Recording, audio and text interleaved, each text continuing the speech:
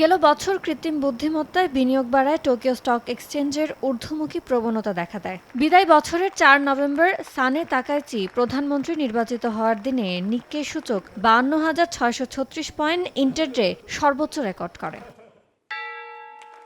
ওই সময়ে এক অনুষ্ঠানে নবনিযুক্ত প্রধানমন্ত্রী জানান, বছরের প্রথমার্ধে ক্রমবর্ধমান মূল্যস্ফীতি, শ্রমিক সংকট ও মার্কিন শুল্কসহ নানা কারণে বিশ্বব্যাপী অর্থনৈতিক অস্থিরতা বিরাজ করছিল। তবে শেষার্ধে জাপানি কোম্পানিগুলোর নীতি সহায়তা পাওয়ার পাশাপাশি স্থিতিস্থাপক হওয়ায় নিক্কেতে একটি উল্লেখযোগ্য পরিবর্তন আসে। এতে ইতিহাসে প্রথমবারের মতো এই সূচক ৫০,০০০ পয়েন্টের মাইলফলক অতিক্রম করে। তবে গেল বছরের শেষ কার্যদিবসের লেনদেনে জাপানের নিক্কে সূচক নিম্নমুখে ছিল। গেল মঙ্গলবার বেঞ্চমার্ক নিক্কে ২২৫ সূচক ০.৪% কমে ৫০,৩৩৯ পয়েন্টে স্থির হয়। গেল বছর এই সূচক ২৬% বেড়েছে, যা ২০২৩ সালের পর সর্বোচ্চ।